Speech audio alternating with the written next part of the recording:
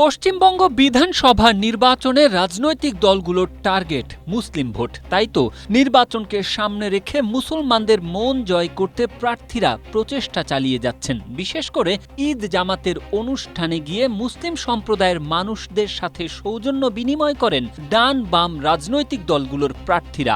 জেলায় জেলায় মানুষের মন পেতে চেষ্টার কোনো ত্রুটি করেননি তারা।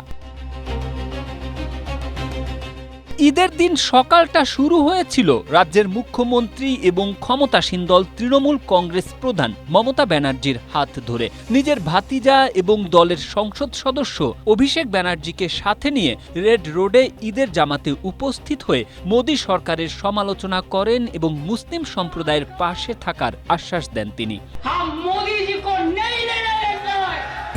স্ট্রবেরি সুপার ডটেড ও ক্লাসিক ভ্যারিয়েন্ট সেন্সেশন জাগুক শিহরণ।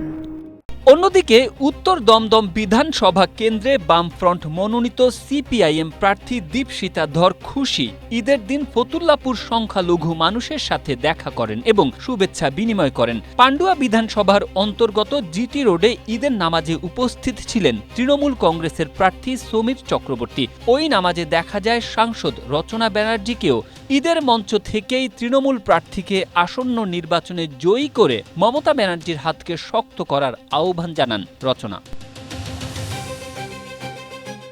এছাড়াও পশ্চিম বর্ধমান জেলার আসানসোল শহরের মুরগাসোল ঈদগাহ মাঠ সংলগ্ন স্কুল প্রাঙ্গণে ঈদের জামাতে উপস্থিত ছিলেন আসানসোল উত্তর বিধানসভার কেন্দ্রের তৃণমূল কংগ্রেসের প্রার্থী ও রাজ্যের মন্ত্রী মলয় ঘটক।